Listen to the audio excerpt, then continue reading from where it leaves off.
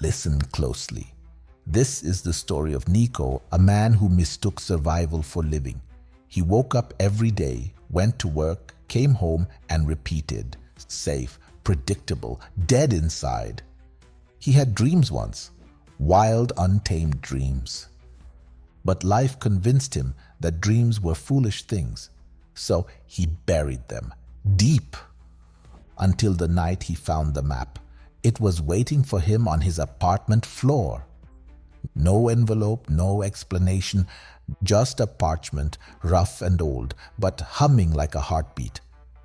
The moment he touched it, the ink shifted. Lines snaking, mountains rising, rivers bleeding into new paths, words scrawled across the top. Go. Nico shook his head. No! He had work in the morning, bills to pay. He wasn't some reckless traveler.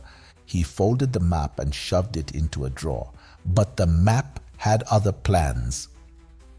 That night, he woke to a heat deep in his chest, as if something inside him was smoldering. His breath was ragged, his pulse unsteady. But it wasn't his apartment burning, it was him. A fire that had nothing to do with flames. An urgency, a knowing, an ache. The map hovered in the air, pulsing with light, ink shifting and reshaping, forming new paths, new places, all leading to one spot. A city, bright, vast, unfamiliar.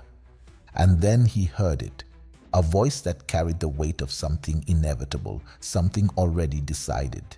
You were supposed to go. Panic surged. He grabbed the map and the fire inside him calmed. But the city remained, inked in bold strokes, calling him. Nico did what any rational man would do. He threw the map in the trash. The next morning, the map was on his table. Unharmed, waiting, he ignored it, went to work, came home, ignored it again. Days passed, then weeks. Then life shook his foundation. The call came at midnight. Mr. Reyes? This is Lisa from the building management office. There's been an incident at your apartment. The damage is extensive. I'm so sorry. Nico didn't understand at first. He drove in the rain, heart pounding, until he stood before it, a pile of wreckage. The building had collapsed in on itself. Everything he owned, his job applications, his routine, his carefully built world, reduced to nothing. And yet, in the rubble, one thing remained. The map, untouched, waiting. Desperation does things to a man. It strips him raw, leaves him with nothing but truth. Nico picked up the map, his hands shaking. The city on the parchment pulsed, alive, waiting for him. For the first time in years, he had nothing to lose. So he went. The bus rumbled beneath Nico as he neared the city inked on the map. He had no idea what waited for him, but something inside him stirred. A whisper of excitement, the kind he hadn't felt since he was a kid dreaming of faraway places. The moment he stepped off the bus, the map pulsed in his pocket, warm, alive. He pulled it out. A single street name appeared. So he walked. The city felt like a different world, louder, brighter, pulsing with possibility. He passed street musicians, rooftop gardens, bookstores spilling onto sidewalks. He saw people laughing, creating, living, not just surviving, living. For the first time, he felt hungry for something more. Then the map shifted again. A name appeared. Kai. A person, not a place.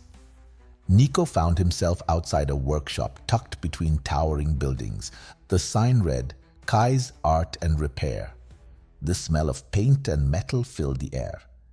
Inside, a man worked on a mural stretching across the back wall. A phoenix rising from flames. You're late. Do I know you? Kai grinned, dipping his brush into bright gold paint. Not yet. The map pulsed again, and when Nico looked down, new words had formed. Ask him. So for the first time in his life, Nico took a chance. What? What do you do here? Kai wiped his hands. I rebuild things. Sometimes it's old furniture.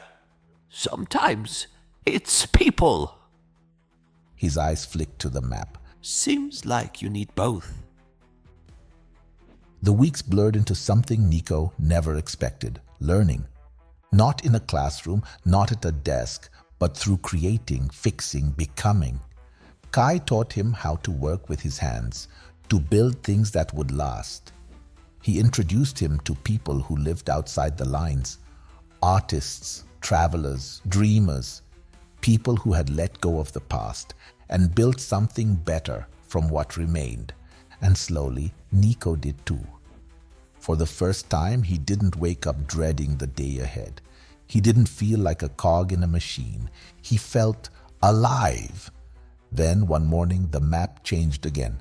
The street where he first arrived, gone. His old city, erased. Instead, a single word remained. Stay. Nico stared at it for a long time. He thought about the collapse, the destruction, the fear of losing everything.